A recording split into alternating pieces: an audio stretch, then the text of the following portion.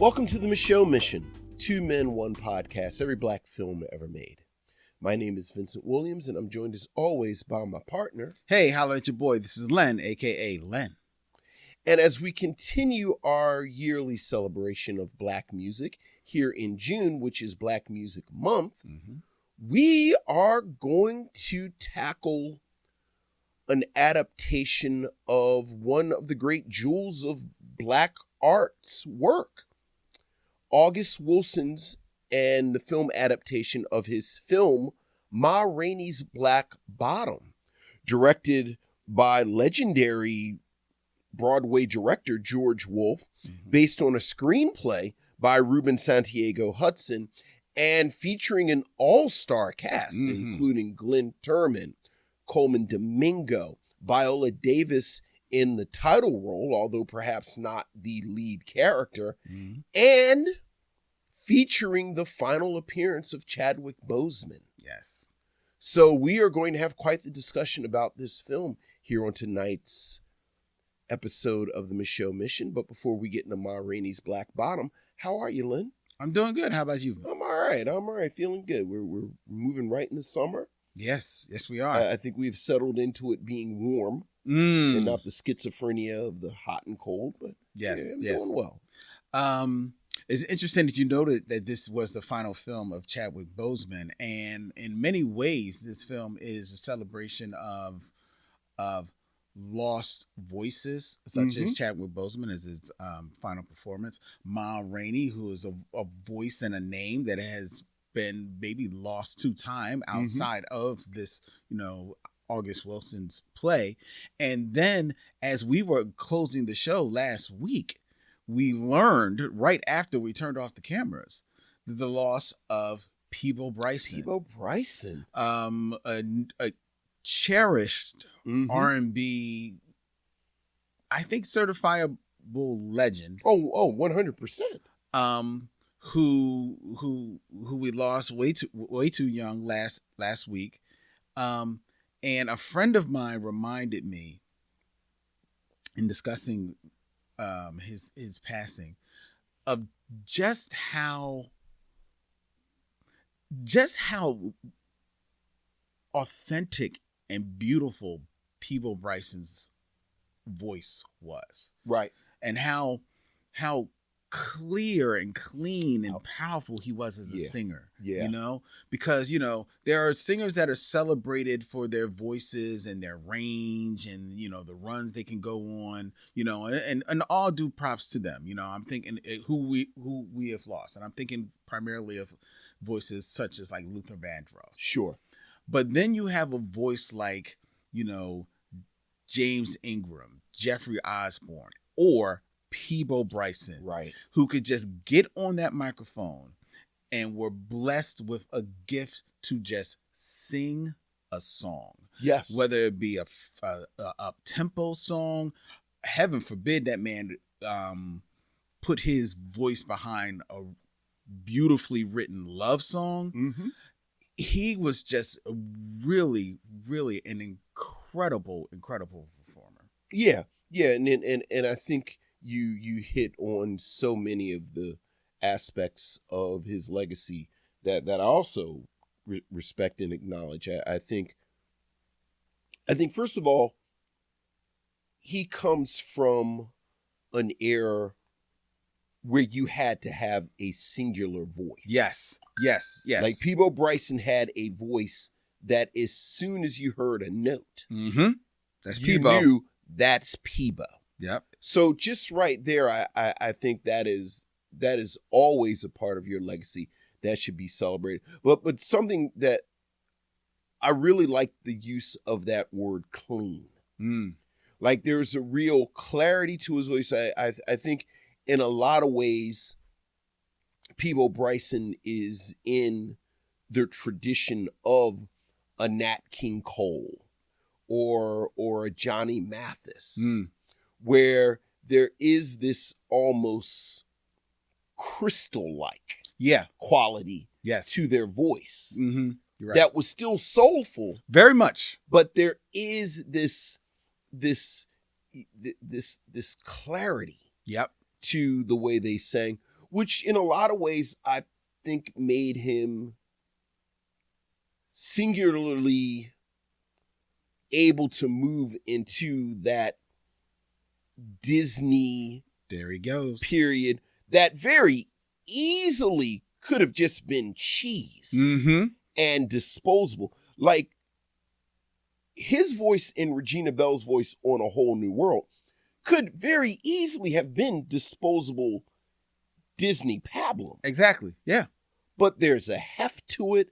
There's a soulfulness to it while still retaining a quality that you see why it got through all of the various levels of bean counters and execs that had to sign off on it. Yeah. Yeah. For it to become this very iconic Disney song. Yep. Yep. So, and it's a loss. Very much so. It's a loss. I was thinking, I never got the opportunity to see him live. Me neither. And that is something that I'm sad about. I am very sad about it, especially, in listening back to his music. It really is a loss. And you're right. I appreciate that he was able to make that crossover into the Disney with Regina Bell, with Celine Dion on Beauty and the Beast, you know, but he's someone who made that crossover, but he never lost his bona fides. He never lost it. Again, this is not a case of a singer who stripped the soul away. Exactly. No. As a matter of fact, he put the soul there. Right. Appropriately enough, we'll obviously touch on that a bit during our Ma Rainey's Black Bottom conversation. But that threading of the needle is something that not a lot of singers have been able to do. Nope. And I do think it's a dying art. Yep, you're right. So rest in peace, Peabo Bryson, and our condolences to his friends and family. Yeah. He will indeed be missed. Yeah. But his music will be cherished. Yes. Forever.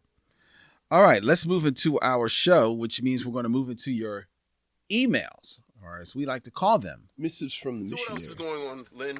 We have emails, Vincent. Ooh, missives from the missionaries. Ooh.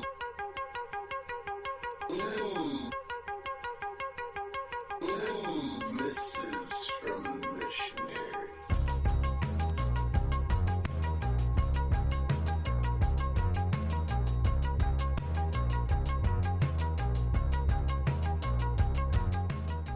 All right, missives from the missionaries. Vincent, we have an email from Michael Lockett. Hey, Michael. We're creeping towards summer and maybe the biggest buttload of movies ever since the early 90s. I can't wait. I hadn't watched last week's movie CB4 in a minute. It's memorable in my opinion, primarily because of the amount of missed moments. Oh. CB4 never really gives you a great funny critique of the hip hop industry. It never really gives you great character arcs, and it never really gives you great music outside of I'm Black. Okay. I think had this come out before Fear of a Black Hat, it would have been better received and remembered. I don't know about that. The Wayback Machine, he continues, dropped me off with you two and Elizabeth Wellington as you reviewed Slight. Yes. Before I say word one about this movie, I just have to say that Vince laughed his ass off the whole episode. It was lovely. Were you drinking whiskey or Moscato laughing at all of those things? Well, I don't remember. I don't remember at all. Perhaps that is proof that you were maybe a well, little... you know, in full disclosure, I always do this bone sober. So like, That's if you true. ever see me do something, I'm actually pulling a Dean Martin. Aha! And I'm actually drinking apple juice. That's true. Yeah.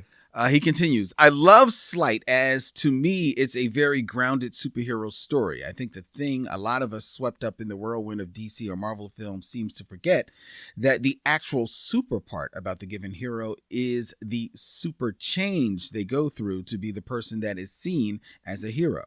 In Slight, When Bo realizes he is jeopardizing his little sister, his girl, and his way out of the neighborhood by getting mixed up with the dealer, he begins his quote-unquote super transformation. It's not the powers, it's realizing you have to do something with them, in my opinion. I liked it a lot. Could it have been a bit more clear? For sure, but it was still a decent flick. I don't know if you remember, and why would you, that last summer I binged Rodney Barnes. That was fun and challenging. This summer, I'm binging 2 things, as much Kurosawa as I can get in. Nice. Good stuff. Nice. I've already done Yojimbo, The Hidden Forest, and I'm currently watching Throne of Blood. Nice. I'm also trying to read all of Luke Cage, Hero for Hire, and Power Man. I don't need Iron Fist. Now, I hear him on that. I contend, though, that some of the Iron Fist is not bad. Which ones? Like Chris Claremont wrote some of the Iron Fist, and John Byrne drew them. Yeah, it's really, really, really early from both of them. Okay, true, but it's still good. Early John Byrne is good. It's still good John Byrne. It's serviceable. Okay.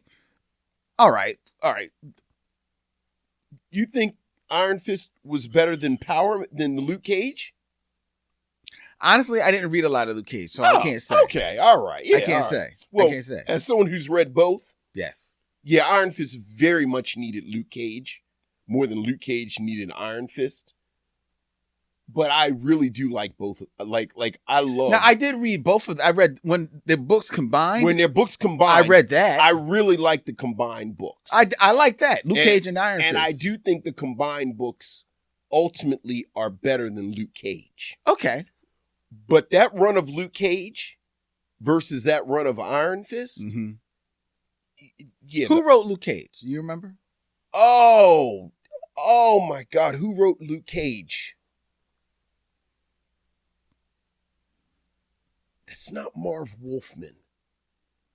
Luke Cage comics. Lynn Wein? Who wrote the Luke Cages? The original Luke Cage book. It was one of the white hotshots. One of the young white hotshots. He was the character was created by Archie Goodwin, but that doesn't mean that he wrote. Archie Goodwin may have been writing. So he was created by, technically, Archie Goodwin, John Romita Sr., George Tuska, right, and Roy Thomas. Who seemingly throws his name on everybody now. Right, but he was just the editor. Well, right? Look, he got his name in there. All right, we're gonna get off of deep, hardcore '70s comic. Wait a minute, very quickly. But just to answer your question, Goodwin wrote the first 4 issues, but then Steve Englehart became the writer. I knew it was one of them young '70s hotshots. Okay, who was sort of relevant but still not black. Yeah. So it was Englehart. Englehart did that run, and it was George Tuska, and that's another reason why I didn't really dig the art, because I'm not a George Tuska fan. This is going to be part of our conversation in our next episode. There is a really lurid nature to that Tuska art on Luke Cage. Like who's doing the inks? Man, I barely found an artist. You want me to find the inker? Like there's a 70s type of art that is kind of lurid. It's got this sleaziness to it. You think George Tuska is that? Tuska on this, absolutely. Okay, so I'm looking here. Romita did the initial design. Tuska became the series' main artist. And then an artist, Billy Graham. I'm not familiar. I always think of who Tuska. was a black artist. Yeah, I always think of Tuska when I think of the art. They're not mentioning who the inker. Yeah, like those initial designs for like Black Mariah and like you know, they're kind of almost grotesque. But it works in that weird blaxploitation mode. Oh wow, let's this is very interesting. I'm sorry. We are going. Go ahead. We're in the rabbit hole. Cage was introduced in Luke Cage Hero for Hire in 1972. Goodwin wrote the first 4 issues, then Steve Englehart became the writer. George Tuska was the series artist, but Billy Graham, a black artist, who was brought in to ensure that Tuska's African-American characters looked African-American. Right, the features, yeah. Right. He worked as an inker and frequently shared responsibilities with Tuska as the penciler. So yeah, I think it's interesting. So Graham was the inker who tightened up Tuska's art. Yeah. Yeah. Iron Fist was always kind of disposable. Like I don't remember anything. Well, about Iron, like it was serviceable. I'll tell you why I liked Iron Fist. The 2 reasons. 1, John Byrne's art. Okay. And then 2, he crossed over earlier with Shang-Chi. And they and because of that had like a little bit of like that spy type of vibe to it. Well, that's what I was about to say. So you didn't like Iron Fist. You like Shang-Chi. Yes. I was just fixing my mouth to say, and Shang-Chi did everything better. Well, yes, Shang-Chi was the bomb. Right. So, all right, go ahead. All right. Well, that's what I told you it was mostly the art. Right. I told you it was mostly the art. Right. I admitted that. Right. Okay. Yeah, and was Terry Austin inking Byrne on Iron Fist? No. Yeah. No.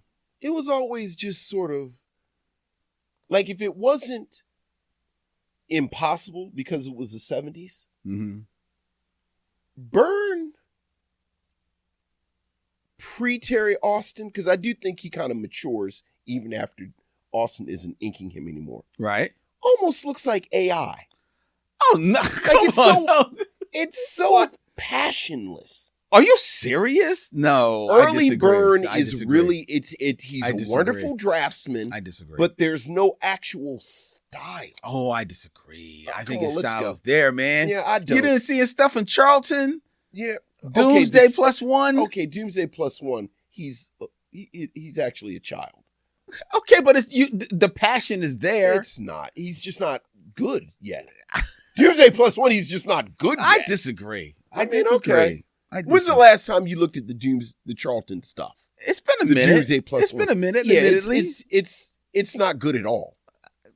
And I don't even want to talk about it because he was like a child. No, yes, he just started.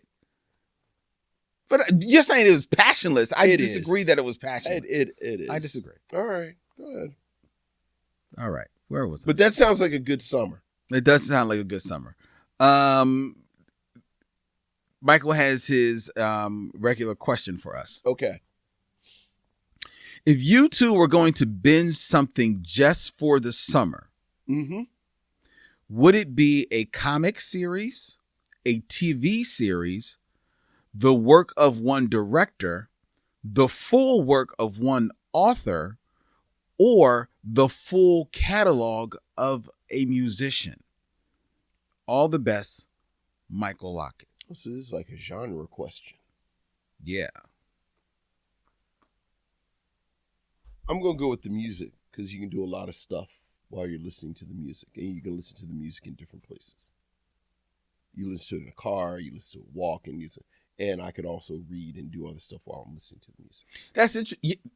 That's a good answer. It's an interesting question because I am restarted a binge of Star Trek Deep Space Nine based on your recommendation. Yep. And am enjoying it. Look, great deal. But I just listened to a podcast a couple of days ago. They were talking about Vince Guaraldi's music on all of the Peanut specials. Yes. And that made me, and then they were talking to 2 of the sons of Bill Melendez, who was one of the producers on the Peanut specials, and they were talking about this new release of Vince Guaraldi music. Mm-hmm. Like they went back to the masters, original productions and things of that nature. And that made me say, you know what? I want to just listen to Vince Guaraldi because it's very easy to just get wrapped up in the Christmas album. Mm-hmm. But he did the music for all of their specials, you know, up until he unfortunately passed way too soon as well. And listening to it, man, that is some good ass music, man. So that is what I've actually been binging on musically. It lately. is so funny that you are saying that, and I am trying to find it. My cousin Daryl for Christmas bought me a Vince Guaraldi set with the music from one of those specials. Mm-hmm. I'm not going to slow us down. But it's a 70s Charlie Brown special, but it's Vince Guaraldi music. But I was unaware, or I had forgotten, that Vince Guaraldi did work on the synthesizer and electric keyboard too. Yes, he did. Yes. It is so funky. Mm-hmm. It is so nasty. Mm-hmm. That it blew my mind. Like I said, Daryl got it for me for Christmas for like 3 months. I was like, it was so nasty. He was a beast, man. Vince Guaraldi on the electric keyboard. Whoa. He was a beast. So that's a good time right there. Yes, it is. Yeah. Yes, it is. Yes, it is. And you know what? That's summer. Look. If you are outside and just have that grooving, you having a good time, man. That's Fire up the grill. Oh yeah. Have your little, you'd have your little drink. I'd have my raspberry lemonade. Sure. Good time, man. There you go. Right. Summertime. There you go. Living is easy. All right. Thank you for your email. Yes. We appreciate it. And now, if you want to have your voices and your emails read here on the Micheaux Mission, please feel free to email us at micheauxmission@gmail.com. That's micheauxmission@gmail.com. Before we move a little bit further, Vincent, last week we had our screening, the Be Real Micheaux screening series at Bryn Mawr Film Institute. You and Stephanie Watts. I was unable to make it, unfortunately. We had our screening of Summer of Soul, The Quest of Love, John. How was it? It was amazing. We pretty much had a sold out house. Wow. Yeah, like it was packed to the gills. Yeah. For the screening. And it was a great time. Yeah. And it played exactly how we thought it did. Like we always talk about, it's one thing to see these films and these projects on television. It's another thing to see it on the big screen. Mm-hmm. And seeing this documentary on the big screen is a remarkable experience. I know. So had a wonderful time, wonderful talk back. Yeah. You know, there are a fair amount of people who were alive in 1969. And we talked about how the film captures an aspect of this summer of love that had been forgotten. That's right. Everybody thinks about Woodstock. We think about Woodstock, and we had this go on, and it was wonderful hearing people talk about their own memories. Oh, that's beautiful. Yeah, so it was a great time. Thank you, everyone, for coming out. Oh man, I'm so sorry that I missed it, but I'm glad that it was a huge success. It really, really was. That's dope. Yeah. All right, let's move on to the Game of Kings. The Game of Kings. 6 Degrees of D'Urville Martin. Now it's time for the Summer of War.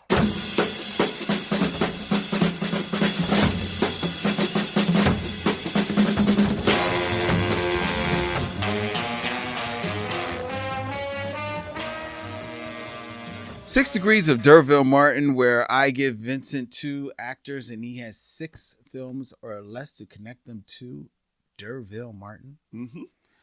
Vincent, Yes. we're going to keep this in theme. We're celebrating Black Music Month. We are. And today specifically, we're celebrating some voices that time maybe has forgotten. Okay. Because they unfortunately left us too soon. Yes. So, beginning in 6 films or less, Okay. connect D'Urville Martin to 2. this Philadelphia legend, Okay. Phyllis Hyman. Phyllis Hyman. Mm-hmm. Is she in something besides School Days? She is in something besides School Days. Not much, but she is. I mean, to be clear, I'm going straight to School Days. I understand. What else was she in? She appeared.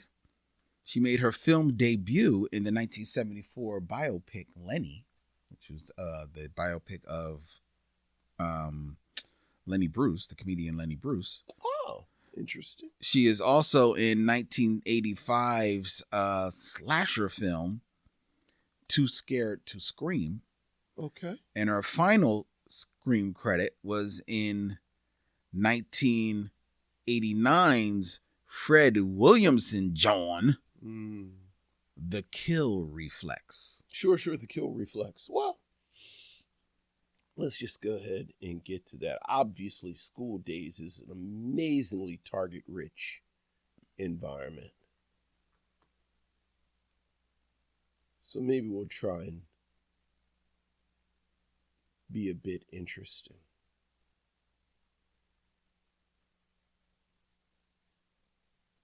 So D'Urville Martin is in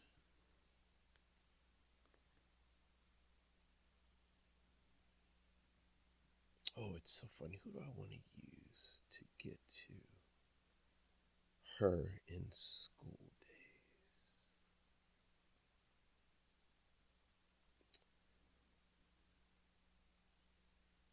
D'Urville Martin is in Hell Up in Harlem with Fred Williamson. Fred Williamson is in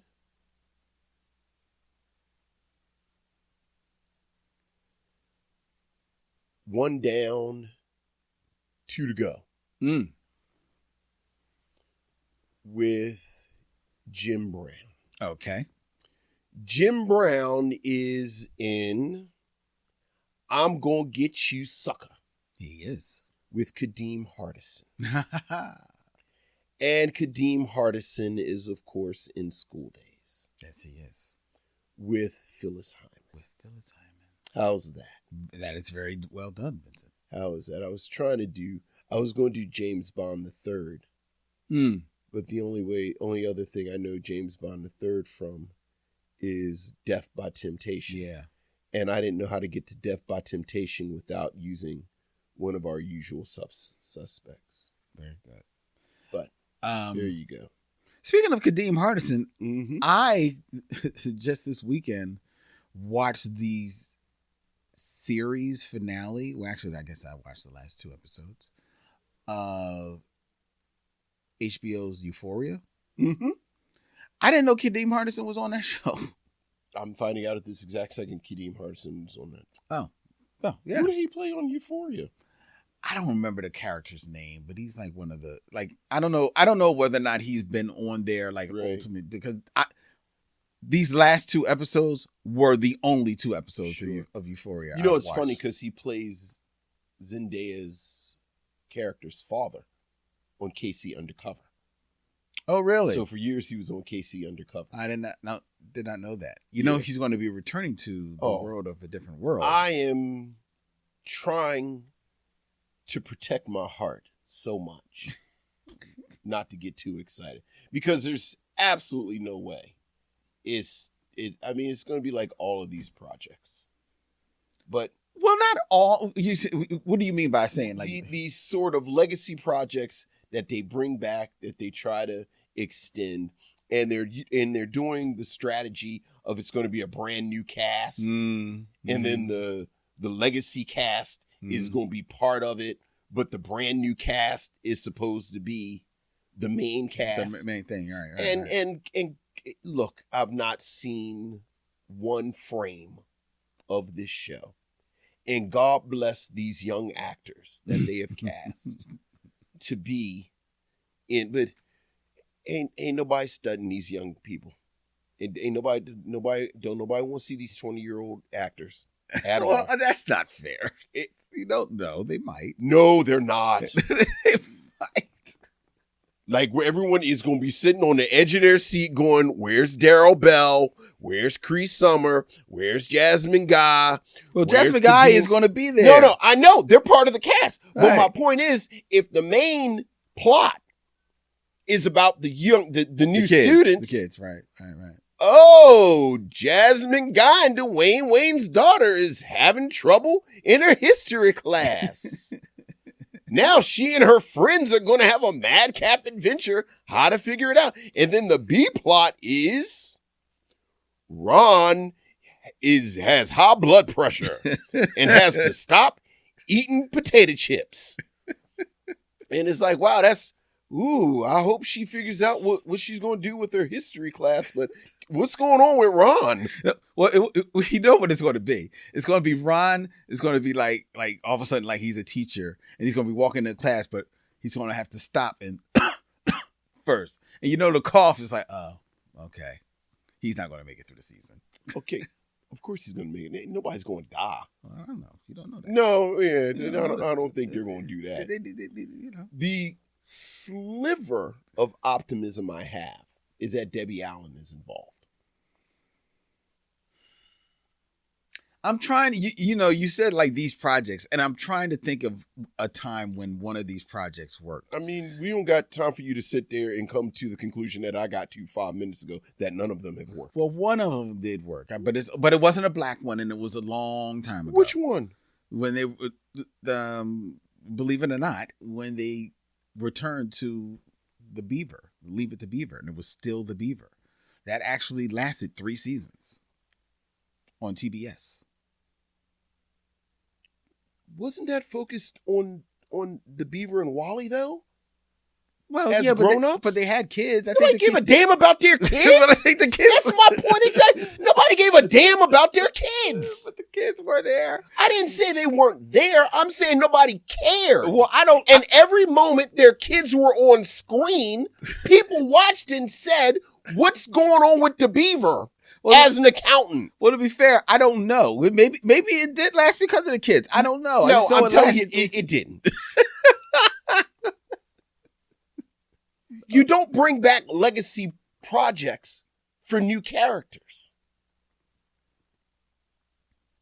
All right. Well, yeah, it doesn't work most times. Right. Stop saying most times.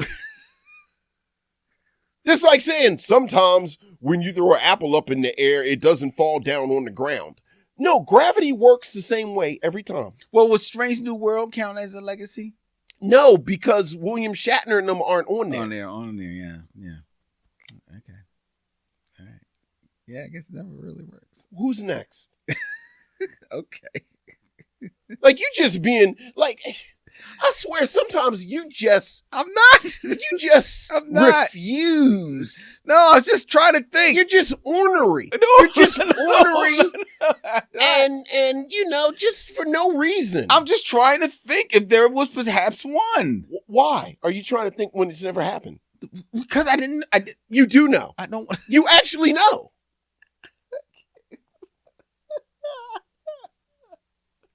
It's so frustrating when you do this kind of thing. Like, what are we doing? Why are we even doing this? Okay. All right. We're moving on. We're okay. I'm trying to move on. You were Right. staying here. All right.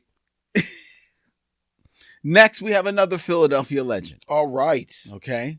In 6 films or less, connect D'Urville Martin to Pearl Bailey. Pearl Bailey. Yes. Talk about someone who's been lost to time, unfortunately. Yeah. So this is how we gonna get to Pearl Bailey.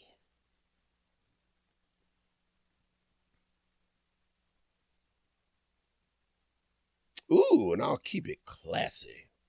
We're going to stay real classy. No, that's Pearl Bailey. I know Pearl Bailey.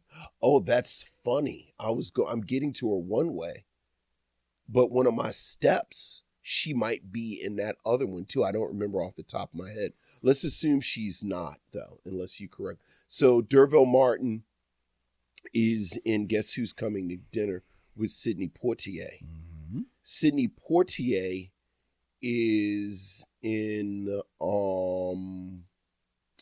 Porgy and Bess with Brock Peters. Mm. And from Brock Peters, I was going to bounce to Carmen Jones with Pearl Bailey. But is Pearl Bailey in Porgy and Bess too? Yes. Right, so we can just stop at Porgy and Bess. Yes. Yeah. Yeah. Yeah. But you could have got to, I mean, going to Carmen Jones makes sense, of course. Yeah. But, you know, in Carmen Jones, you've got Dorothy Dandridge and... Oh, Diane Carroll. No. Well, I mean, yes, but Harry Belafonte. Right. Oh, yeah. I knew. Yeah. You get to it. I was trying to do something a little. No, I understand. Yeah. I understand. Yeah. Yes, but yes, she is in Porgy and Bess. Because then she played a crazy woman with the kid that she loses in the storm. Yes. Yes. Yes. I'm surprised. Also, isn't Pearl Bailey the one in Porgy and Bess that she said, "Don't put no rag on my head"? I think so. Because remember, Porgy and Bess was a real clusterfuck. Yes, it was. Yeah, and yes, it was. I don't say that lightly. Like that's one of my favorite episodes of ours. Porgy and Bess is one of my favorite episodes of the Micheaux Mission because we talked for like a half hour for how crazy it was before we got to the actual movie. That is very and true. That's a detail that I remember. Like in the midst of all this hullabaloo going on, you got Pearl Bailey saying, "Yeah, and don't put no rag on my head." Like that's what she was concerned about. Well, you know, Oscar Preminger is putting his hands on Dorothy Dandridge. They done blackmailed Sidney Poitier into being into it. Lorraine Hansberry is talking crazy. Like it's just crazy. They didn't burn down. They didn't burned up all of the clothes. People are protesting, and Pearl Bailey's like, "Yeah, and don't put no rag on my head either." Otto Preminger, you shouldn't be shaking up Dorothy Dandridge, and also don't put no rag on my head. Pearl Bailey was the Ma Rainey of her time. Absolutely. Absolutely. I don't think I knew Pearl Bailey was from Philly. Yeah, well, she wasn't originally from Philly, but her family moved to Philly early on. Boy. And then she was here, and she died here. That is the Philliest. Y'all are the claimantest for a city that is so rich in actual talent and legacy. Y'all are the claimantest people of people who actually weren't born here. What is it about? What do you mean? What do you mean by claiming this? You know, this? Baltimore has had beef with y'all about Billie Holiday since Billie Holiday. Like y'all claim, like how y'all, like why y'all claim Pearl Bailey? We didn't claim Pearl Bailey. Pearl Bailey, she was. You just said of Philadelphia. No, Pearl Bailey wasn't born here. Okay, she wasn't born here, but she spent most of her life here. She passed away here. Of course she did. I mean, it's a big city. Like lots of people move. Oh, here. So if something happens to me, y'all gonna claim me? Hell no. He lived here for 20 years. He died here. We're gonna drop your ass back at the border of Baltimore. Boy, that's some Philly shit. That's not. Right we're not there. claiming. She claims Philly. Oh, she claimed Philly. Did she? Yes, she did. Okay. She moved to Philly when she was a kid. All right. Like we always say. It's where you grow up. Okay. When you're a teenager, all right. You may have been born someplace, and sure. yes, you hold true to that. Right. But where you was raised is Philly. what you are. Okay. That's where you're from, at least. Sure. You know, so when that's, so she was from Philly. Greedy. Yes. Just greedy. Not greedy. She claimed it herself. So much Philly. Yes. Legitimately. Yes. Like how y'all like have Pearl Bailey. John Coltrane, Gamble, and Huff. And Edgar Allan Poe. Don't do that. Edgar Allan Poe is Baltimore's. His house. Is it? Stop. Okay, come on. Listen. He has a house See, here. you're just pissing me off. Come on, let's just move on. This is exactly what I'm talking about. This is the exact kind of bullshit I'm talking. Philly is always trying to come on. Do y'all do tours of his house in Baltimore? Yes. Well, so do we. Wait, did you not know that he has a house here? No, I didn't, because I would go to the one in Baltimore every year when I was a kid. It was like a Baltimore tradition. I'll take you to the one in North Philly. They do tours. I'm not lying. I'm not making it up. I guess that is a little greedy. That is a little greedy. I give you that one. Okay. Like, you do know the Baltimore Ravens? You know that's why they're the Ravens, right? Yeah, I do know that. But where did the Baltimore Ravens come from? Where did they come from, Is it Vincent? Tom? Where did they come from, Vincent? Oh, you mean before they moved to Baltimore? Yes. What, is it like Cincinnati, Cleveland? Maybe? That's right. Yeah, That's right. Y'all lost your team. Your team was the Colts. Okay, easy. You're going a bit too far now. Easy. Now, you know that's actually a wound. I do know that. I do. I'm sorry. Easy. I'm sorry. That was Okay. That was bad of me. I like apologize. right now, the Mayfair truck trigger thing. Yeah, I apologize. Okay. I easy. apologize. I'm Yeah, back. you know, I don't even like sports. I know you don't even. But you solidarity. Look. Solidarity. Look. No, I'm sorry. That was. It was. Because that son of a bitch moved in the middle of the night. In the middle of the night. He sure did. Took all them trucks. He did. That was wrong. Like, that was Baltimore's 9/11. I Like, we all remember waking up that morning and seeing that grainy footage on television of the Mayfair trucks. Like, easy.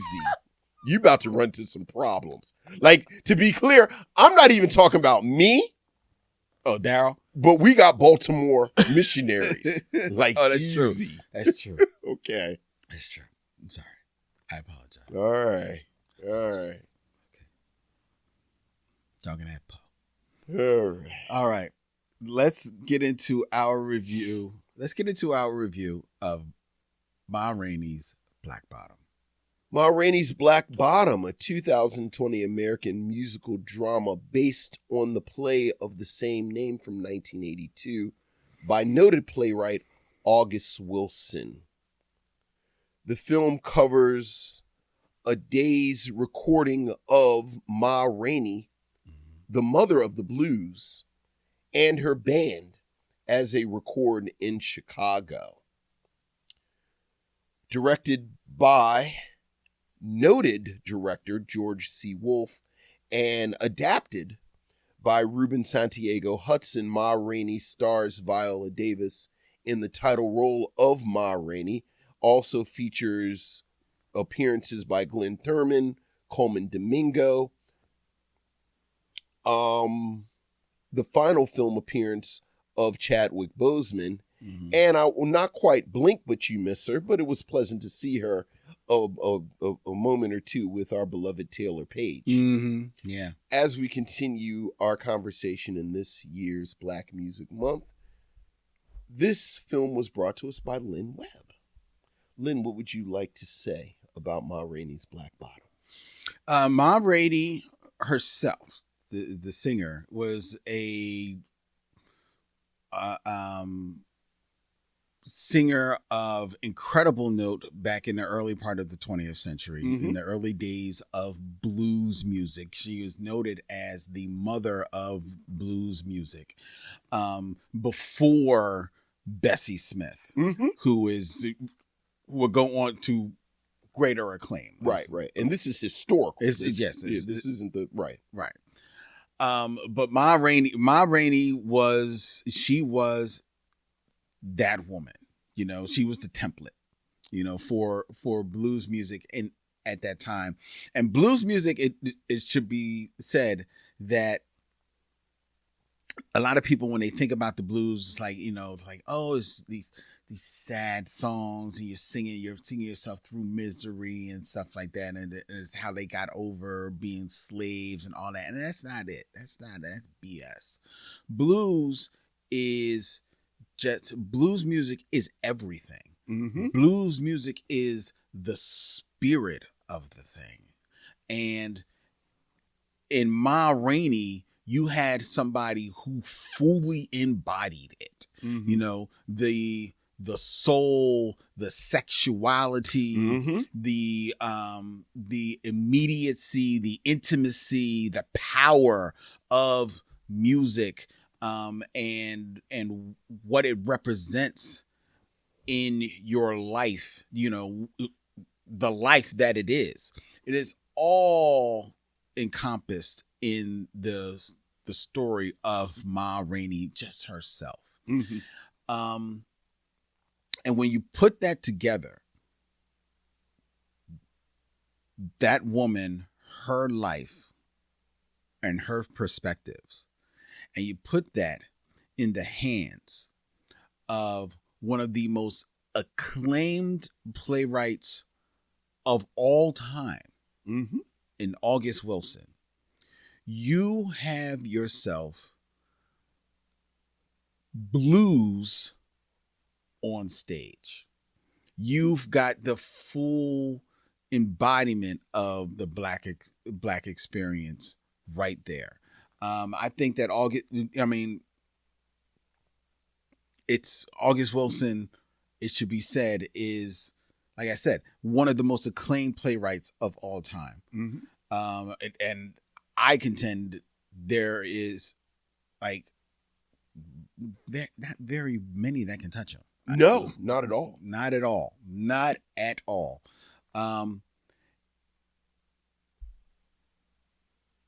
The rhythm that he writes, his dialogue, is music into itself. And then put that in the hands of the artists that you just mentioned, Coleman Domingo, Viola Davis, Glenn Turman, Michael Potts, Taylor Page, and my God, Chadwick Boseman, Mm-hmm. is something that is great to behold. And then couple that with George Wolfe directing them. Mm-hmm. Ruben Santiago Hudson, a playwright of, no slouch of a playwright himself. Yeah. Oh, yeah. Him adapting those words, Mm-hmm. adapting that story really for the screen, because really it's still very much August Wilson's words. He's just expanding and adding some touches, Sure. To just flesh it out for the screen. As you take the stage play and you open it up, as you will. And you've got yourself a hell of a time in front of your screen. Mm-hmm. And when this movie came out in 2020, I stayed away from it for two reasons. One, I saw that it was Chadwick Boseman's final film, Mm-hmm. because he passes away in August of this year, not long after it's released. Two, when you know that it's his final film, then you can look at him and physically, and you can't not see, Mm-hmm.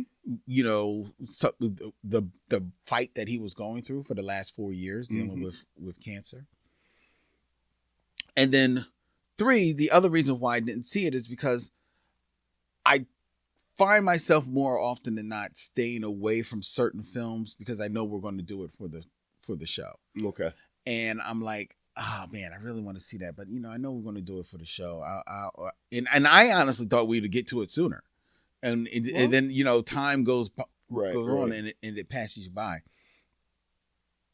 So this was my first time watching this film, and I'm blown away by the performances.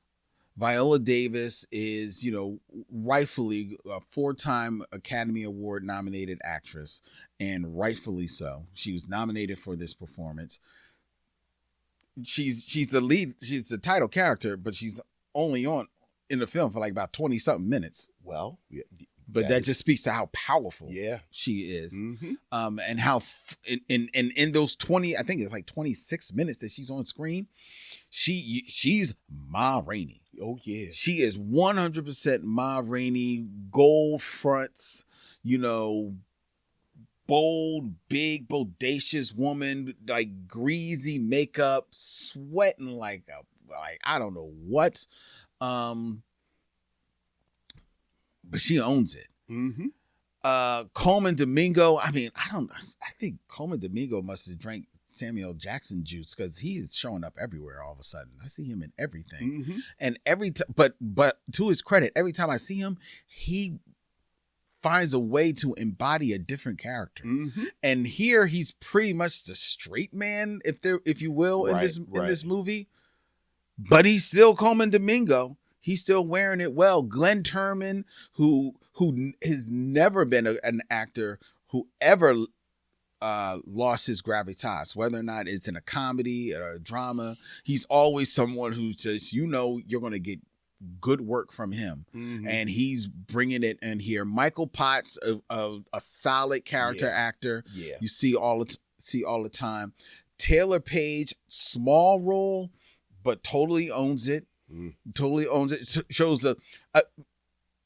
in a small role, shows the extent of her range.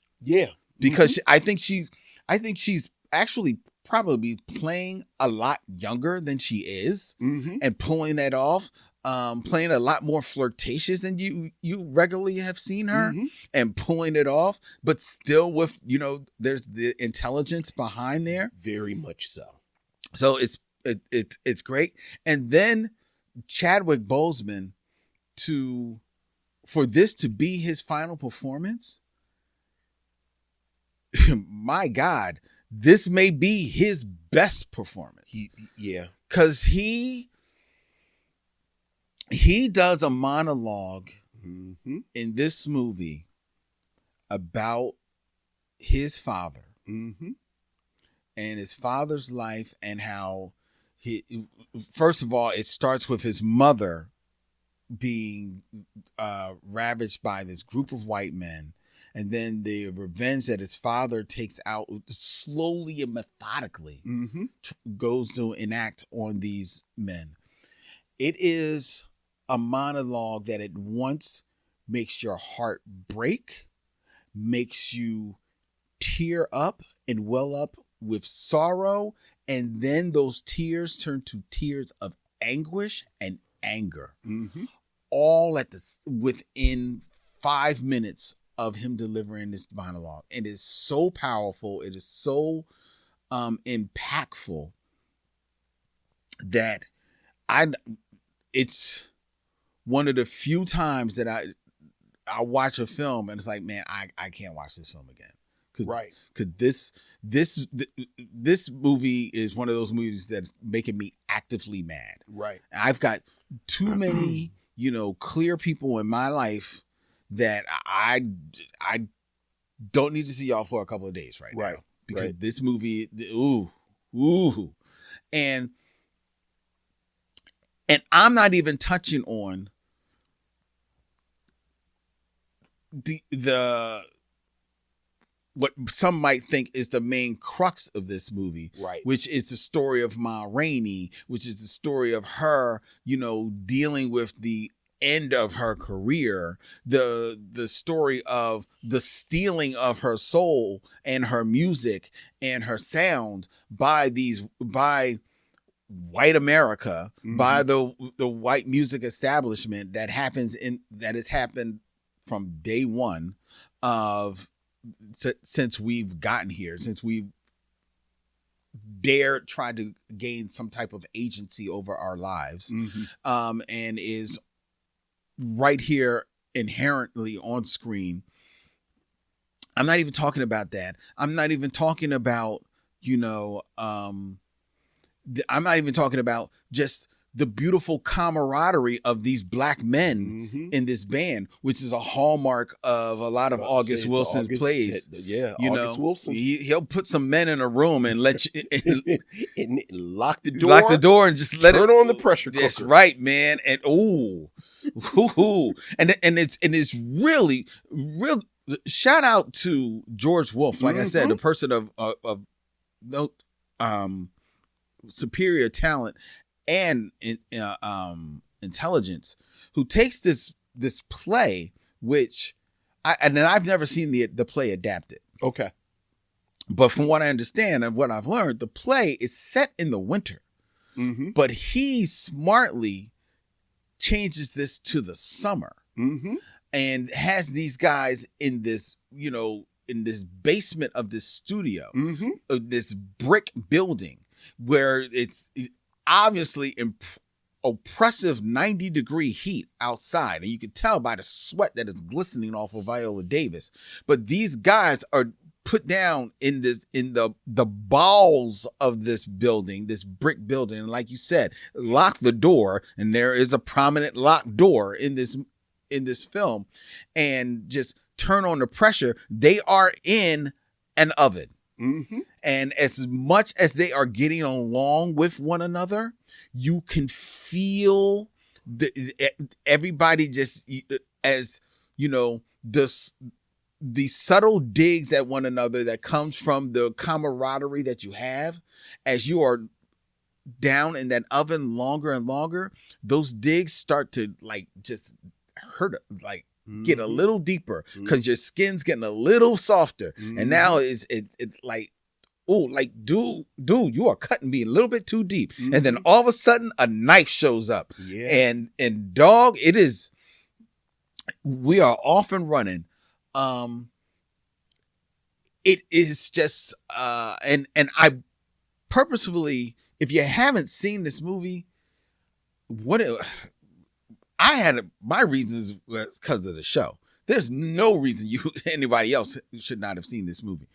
It is so powerful, so impactful, so urgent. The beautiful that August Wilson, I think, because his plays are first and foremost dipped in humanity, they are always going to be prescient. And regardless of what time period they're set in. So this one may be set in the early part of the 20th century, but it might as well be set in 2026. It might as well be last week. Right. And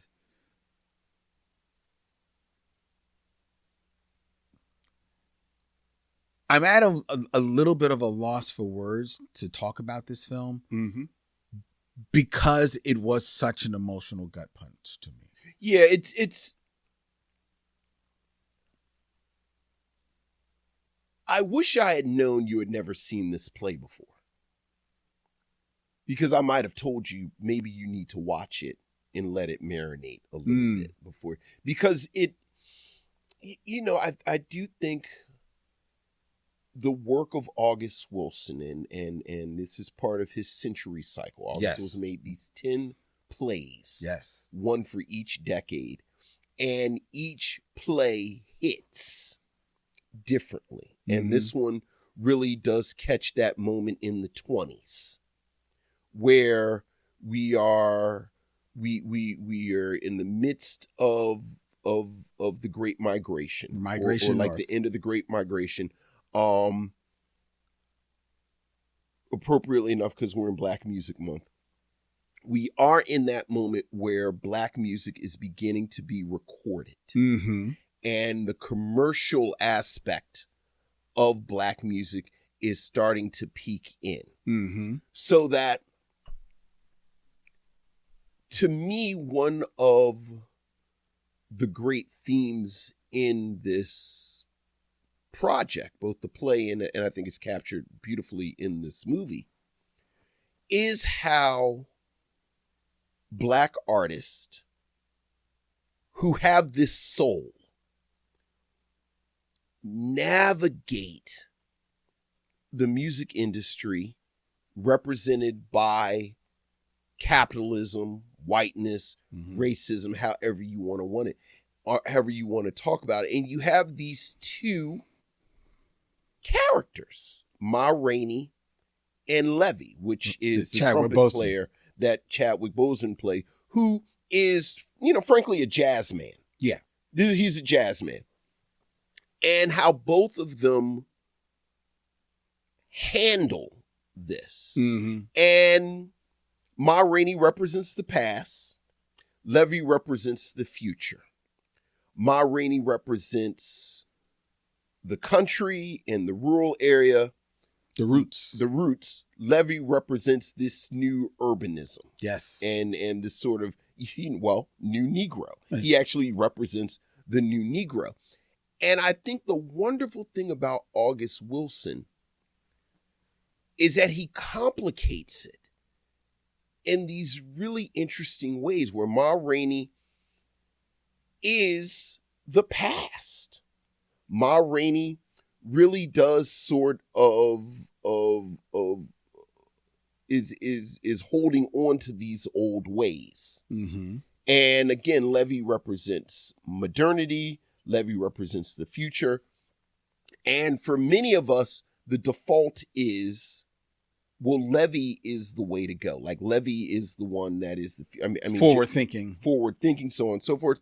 There's this whole detail where Levy knows how to write music. Right. Whereas Ma Rainey, you don't get the sense that she can read music. You don't get the sense that she has had, any real formal education. But Ma Rainey has way more savvy. Of course. You're saying of course, but I don't think that's necessarily a given that the Ma Rainey character would have so much savvy. I think this character has savvy, but I think oftentimes when we talk about these two models, you get more of a howling wolf who gets taken advantage of.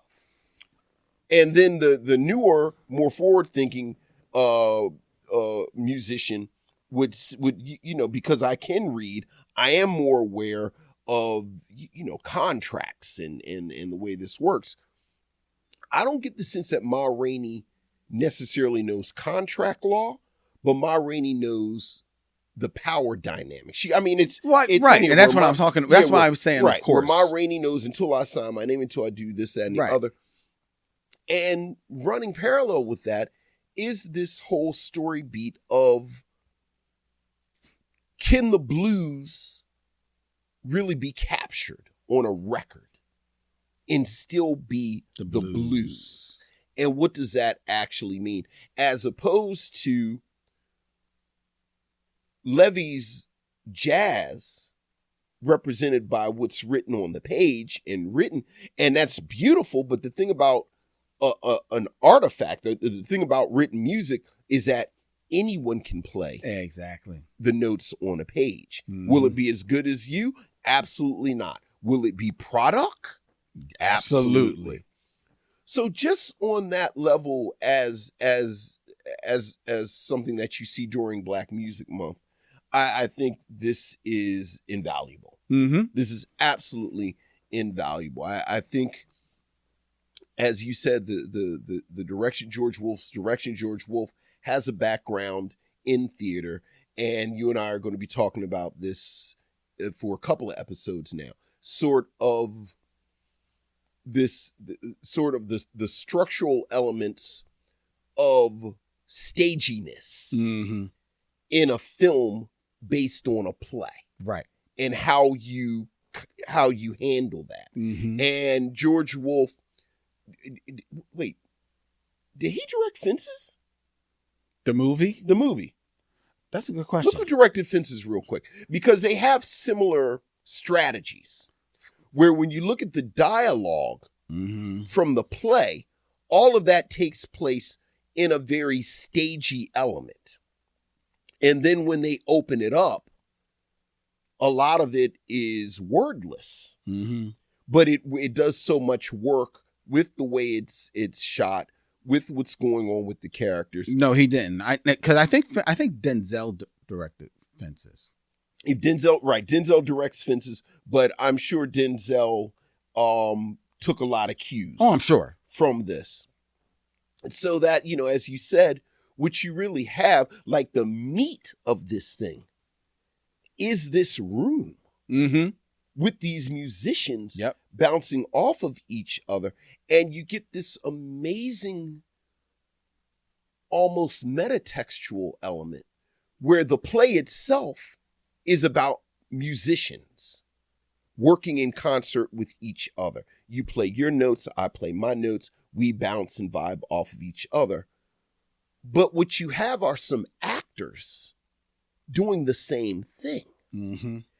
And these performances are amazing. These performances are very theater-like in the most complimentary way, because I think what I had in my notes, there is a muscular nature. There's a good word. There's a real physicality to these performances. And all of them, so much so to your point. I'll just tell you, part of the reason that we've not done this movie yet is because I was not going to pick this movie. Like, I've resisted this movie since I saw it in 2020. Like, I thank you for forcing me to watch it again, because I did watch it when it came out.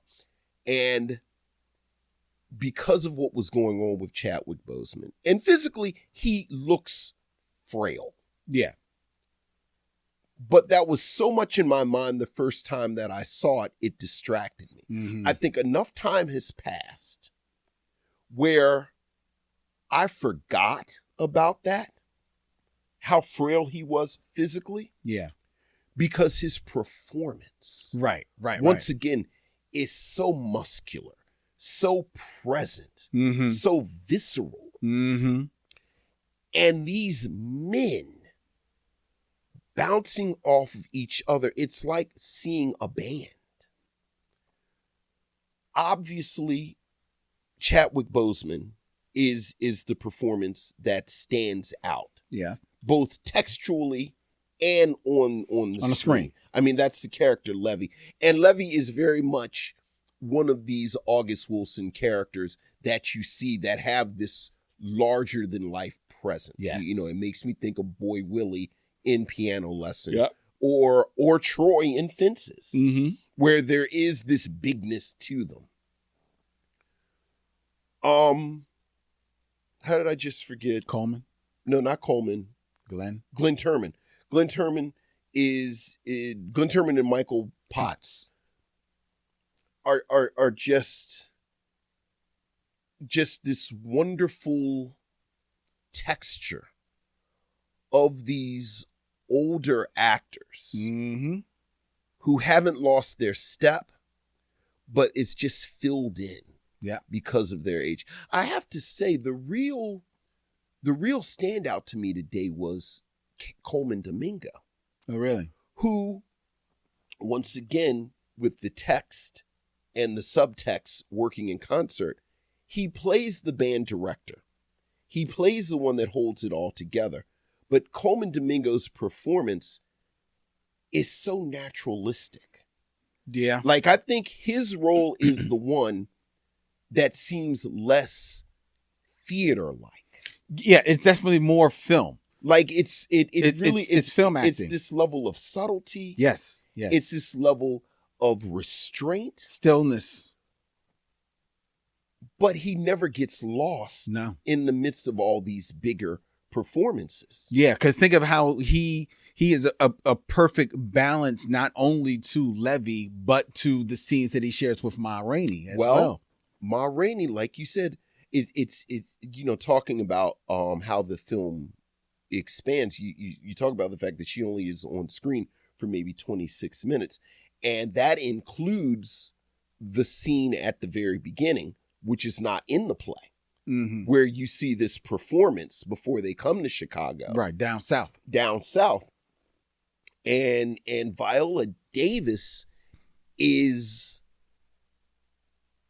grotesque in the most wonderful way. Right. Like you said, there's the sweat and the weight and she's just spilling out of the dress and the teeth. And as you know, I'm so glad that you made that clarification about the blues, because I do think you are spot on with this sense that the blues are just appetites. And again, and everything about her is transgressive again and sort of lurid. Right. You know, it's not just the singing. You know, you can tell she has appetites, like the way that she drinks the soda and all. I love the fact that Ma Rainey's queerness is part of the text. It made me think. I've mentioned this before, that I went through this kind of blues period because of Sinners. And Albert Murray has this wonderful book, Stomping the Blues. Yes. And he talks about queerness in the blues and how you had these women, Ma Rainey, Bessie Coleman, Bessie Smith, who found a space in the blues because this was a place that gave you more space to be transgressive sexually than the church. Exactly. And all of that is just sort of there so that Ma Rainey doesn't actually have to be in the film as much. You know, frankly, I think you look at the 10 plays that August Wilson wrote, and I don't think this is controversial to say, I think August Wilson has always been less interested in Black women's stories as much as he has been Black men's stories. That's true. And as you said, this is like sociology. Like he's a sociologist when it comes to Black men. And you are absolutely, like, from the moment this group of men are in this room, you see where this is going. Like, August Wilson is clearly someone who knows Black men. Yes. And if you know Black men, you know there are tells, there is foreshadowing, there is this, so that when the knife does appear, it is shocking, but it is not surprising. Nope. Because you already know where this is headed. Right. And you already know that the inciting incident is going to have to do with new and old shoes. Yes. Right. Exactly. And it is, I liked it when I saw it the first time, but you know, in full disclosure, I think I really was colored by Chadwick Boseman. Yeah. And I was hesitant to watch it again. I am so happy that you recommend this again. I was shocked by how much I enjoyed Chadwick Boseman's performance in this film. But yeah, this was a triumph. Yeah, you talk about his slenderness. It's only because we primarily know him as Black Panther that we're even really aware of the difference physicality. Because that's otherwise, a very good point. Because otherwise, you would just say, "Oh, maybe he just lost weight for the role." He's right, because there is this lean hungriness exactly to him. Exactly, that it makes perfect sense. It makes sense for him to be smaller than the other musicians. Exactly. So it actually does fit, and much credit to the man himself. I can only imagine what it took for him to get through the performance that he did, because he is it is a physical, you talking about muscular, it is a physical performance. It really is. And he throws himself into it, he does not hold back at all. Look, you talked about the monologues. My God. These actors in these, I know. I don't like. You've got to get in shape Yes. to do an August Wilson monologue. Right. And now you're doing this on screen. Yeah. You know, with cameras all around. Yeah, it's incredible. I also wanted to shout out. We touched on it a little bit. You talked about how August Wilson, he loves men. Mm-hmm. But I think it's fair to say that as much as he loves men, and we've talked about other creatives who like they're good with the men, but they seemingly don't care about the women. Right. That's not August Wilson. No. It's not that he doesn't. Right. He doesn't, and he makes fully formed women. Yeah. He creates them. Ma Rainey is a character in the two of herself, but in Taylor Page's character, who Desi is a fully formed woman for the little bit that she is in this film, and she is very much the quote unquote love interest in this film of a couple of people. Yeah. You know, and wears it pretty well. She's like, hey, you know, y'all want me? I know why I'm here. Right. I know what I'm here for, but I'm going to make it work. I'm going to make it work as best as I can. Look, she's acting opposite Chadwick Boseman, Mm-hmm. who is burning so bright. Mm-hmm. He's about to burn out. Yes. And Viola Davis at the height of her powers. I know. And she holds her own with both of them. Right. In a role that would be very easy for her to just be small in. Yeah. Against them, you know, and some might argue that wouldn't be a bad call. Look. But she doesn't do it. We are well on record.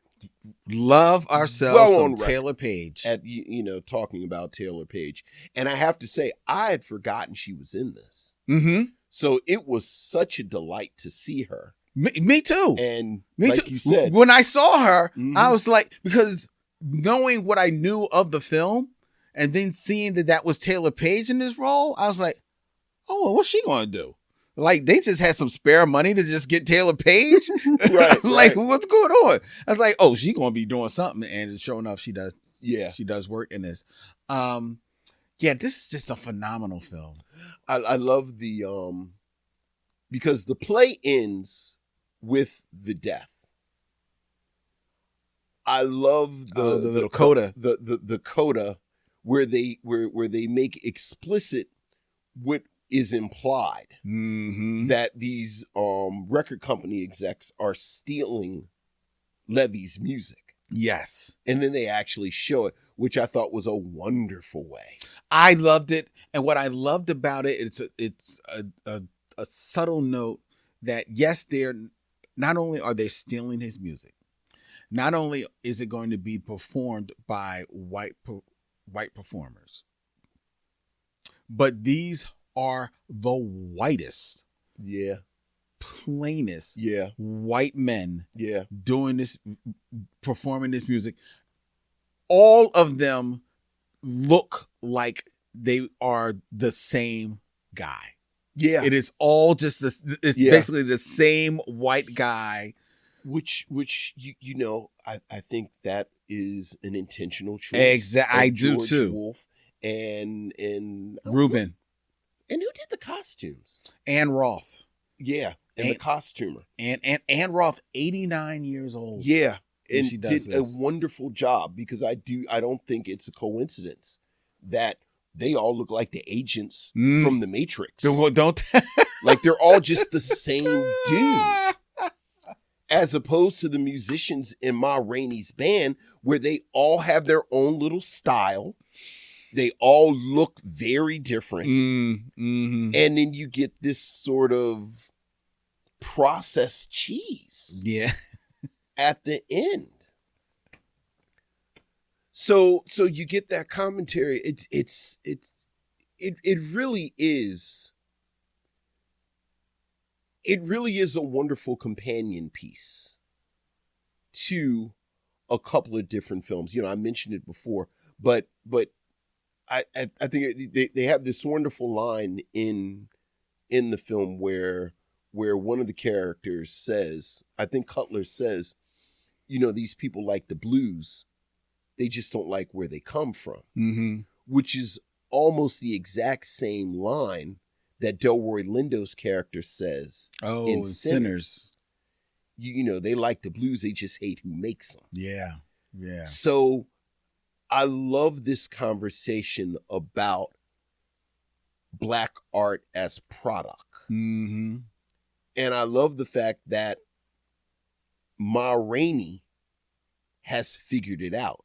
Like Ma Rainey from the beginning to the end.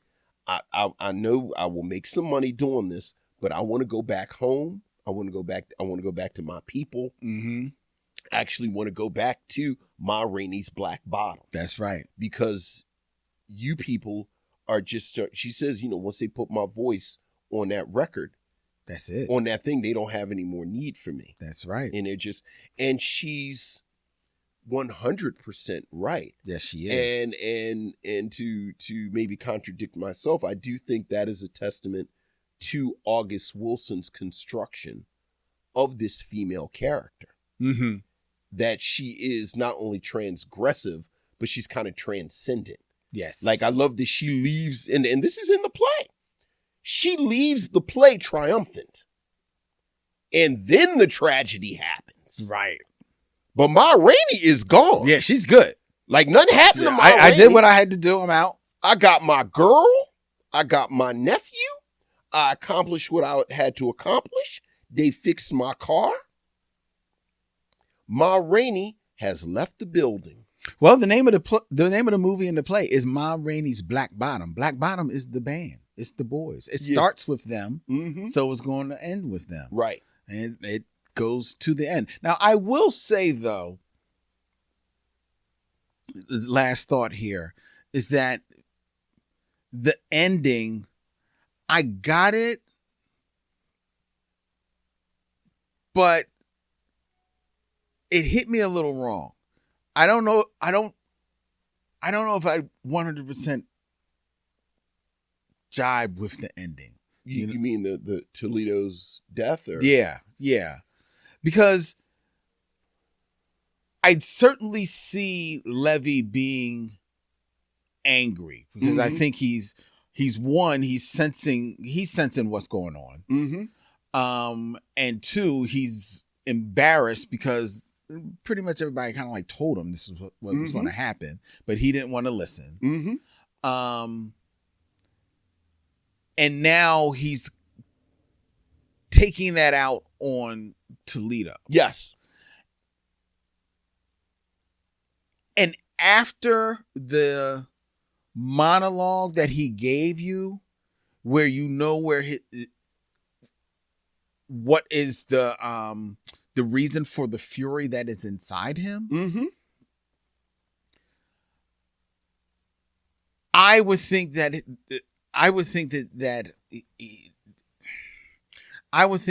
his anger would, if not be turned inward, would be turned more to, if not that exact white guy, somebody white. Okay. Here's my theory. 1982. Okay. Based on a play written in 1982, August Wilson, and I think the way I've interpreted it, and then I'm also kind of basing this on King Hedley, which is the play from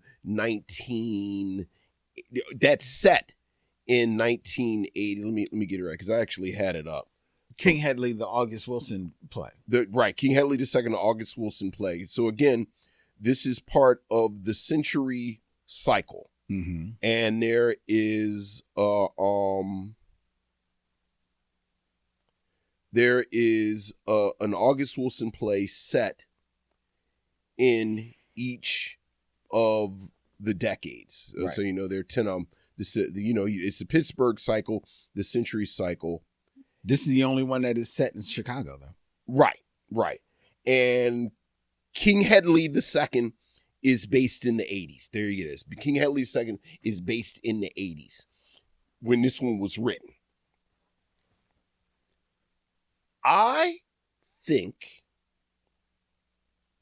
that this whole bit with Levy in his shoes and Toledo stepped on his shoes at, this is the second time someone in the play stepped on shoes, and he just spent all this money on these shoes. $11 on these shoes, and now nice shoes. People stepping on the shoes, and then Toledo steps on his shoes, which then incites the incident. But obviously, he's feeling embarrassed and angry about this other thing.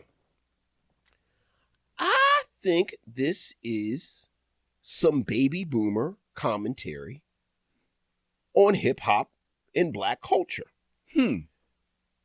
I think during the 80s, we had this whole thing about sneakers, and you done stepped on my sneakers, then violence breaks out because of the sneakers. Do the right thing. Do the right thing. You see this in 89, but even before 89, it had already started. You stepped on my sneakers, and then there was violence because of sneakers. I've always seen this as August Wilson commenting on the negativity, the ignorance, and Toledo represented the dude saying we need to do better, we need to do this, that, and the other. Like he doesn't stab Cutler, right? Who he initially had beef, right, and who he pulls the knife on out on initially. He kills Toledo, who was saying as black people we have to do better, we have to be more positive, so on and so on and so forth. So that's how I've always interpreted it. Now, you know how I feel about black baby boomers and respectability politics, and you pull up your pants and you listen to that bippity bop music. So this might be a case of I see a hammer, I have a hammer, so everything I see is a nail. But yeah, 1982, you done stepped on my shoes, and don't step on my shoes, and that's how I took it. Okay, I mean that's a fair read. That's a fair read, especially putting it in the context in the time period in which it was written. Right. So okay, but it's still. And then when you see King Hedley II, it's a lot of that kind of commentary as well. Okay. And that's set in the 80s. That's another one I haven't seen all of the plays, so I haven't seen that one stage. I have not seen Jim of the Ocean. No, I haven't seen that. But I've seen the rest of them on stage. Well, I don't feel, unless I'm missing it, like King Hedley, Jim of the Ocean, I don't think they get like adapted a lot or put the stage. There was actually a staging of King Hedley here last year. Oh, well, down at what's the theater in Old City? Oh, the Ardmore. The Ardmore, yeah. It was a. Oh, I didn't know that. Yeah, it was I wish I had known. Yeah, I never would have checked it out. I feel like they do August Wilson once a year down there. I actually missed Jim of the Ocean. I have to look it up. I did not see Radio Golf, but I read Radio Golf. So the Century Cycle. Yes. Let people know what the plays are, because I know Piano Lesson, right? Fences. So Jitney is set in I'm sorry. Let me get them in order of when they're set. Joe Turner's Come and Gone is set in the we'll start here. Jim of the Ocean, ironically, is set in the 1900s. Oh, okay. Joe Turner's Come and Gone is the 1910s. Yes. This is, of course, 1920s. Ma Rainey's Black Bottom. Right. Piano Lesson is next. That's the 30s. That's the 30s. Seven Guitars is the 1940s. And it's funny because Seven Guitars is almost like this, where it's a bunch of musicians sitting around. The 50s is Fences, of course, like right dead in the middle, which of course is the jewel of the cycle. Two Trains Running is the 60s. Oh, I didn't see that. Yeah, that's good. They're all good. Jitney is in the 1970s. The funny thing, you saw Jitney? Yes. Right. It's like Black Taxi. Yes. It's funny. King Hedley II is the 80s. And Radio Golf is the 90s. Okay. Yeah, so Radio Golf is the 90s. It was it opened in 2005, but that's the one that's sort of almost imagines Obama. I said I didn't see that either. It's before Obama, but yeah. I didn't see that either. I want to check them out. Well, I know that Denzel Washington has prominently said that he wants to produce adaptations of all of them. Well, I'm excited because he's done all the big ones now. Like now, he really is going to have to dig in the crates a little bit. Well, like if you know any August Wilson, you know Piano Lesson, Fences, and then if it's a third one, you put a gun to somebody's head. They say Ma Rainey's Black Bottom. Yeah. So now it really is like he's going to dig in the crates. That'll be interesting. It'll really be interesting considering like so many of them are period pieces. Mm-hmm. So, you know, and I'm a sucker for a good period piece. Oh, man. yeah. So did you watch Piano Lesson? I did. I did. Piano Lesson is good. Yeah, I'm picking that for October actually. Okay. I'm calling dibs. So I'll just say so my October moves I'm gonna do Is God Is and Piano Lesson. For October? They're both horror. Well, yeah. And they're both supernatural. Yes. So. Okay. All right. Well, I guess I maybe had to rethink the ones that I was going to choose. I was going to maybe give us another batch of Leonard Part 6, but maybe I won't. I mean, that'd be nice counter programming because mines are going to be heavy. Yeah. Mines are going to be real heavy. Yeah. Well, Leonard Part 6 is not the job to lift us out of that. But there you go. But just to finish the song, would you recommend Ma Rainey's Black Bottom? Absolutely. Unequivocally. Go see Ma Rainey's Black Bottom. Phenomenal work. Phenomenal film. I 100% agree. And again, just publicly, I thank you for prompting me into watching it again because I had only seen it once. So it was so pleasant to revisit this.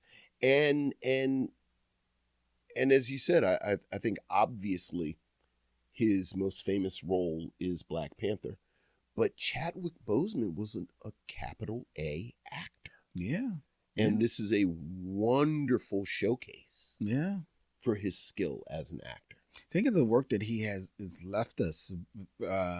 This is Levy, Black Panther. He was James Brown. Mm-hmm. He was Jackie Robinson. Mm-hmm. And I believe, wasn't he Thurgood Marshall too? Thurgood Marshall, yeah.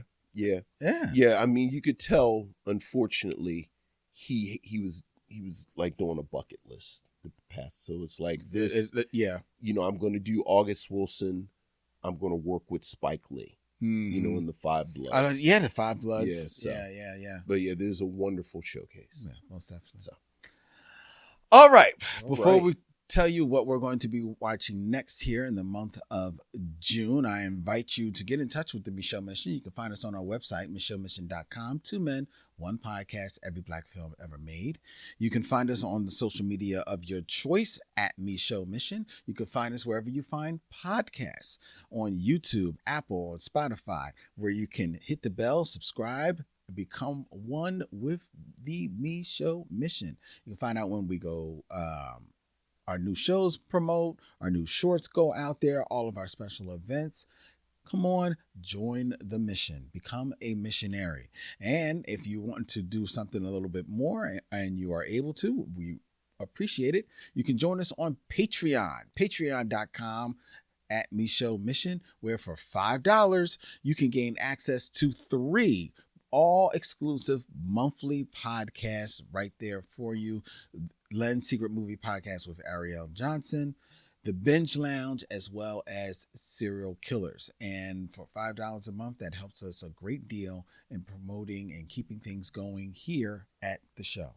The Micheaux Mission is produced at Anga Studios. If you are in the Philadelphia area and you want to have your show podcast in a beautiful studio such as this, then go to angastudio83.com and let us know that you want to come here. You are welcome. The Micheaux Mission is also a proud member of the Believe podcast network. Believe, B-L-E-A-V, every sport, every topic, everywhere. Go to believe.com and check out their whole roster of podcasts. Next week here on The Mission, it's Vincent's turn, and he is dipped into the crates. Going back to the year of 1973. Yes. Going back to a director of note that Vincent greatly enjoys, Melvin Van Peebles. Yes. As he tells it all and says, don't play us for cheap. Don't play us for cheap. Next week here on The Micheaux Mission. Until then, he's Vincent, I'm Len, and in parting we say, we'll see you when it's time to meet again.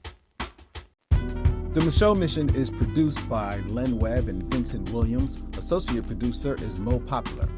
Original music provided for The Micheaux Mission by Alexa Gold. Visit Alexa Gold on Bandcamp for more of her melodies. The Micheaux Mission is produced for YouTube at Anga Studio in Philadelphia. The Micheaux Mission is a proud member of the Believe podcast network. Every sport, every topic, everywhere. Go to BLEAV.com.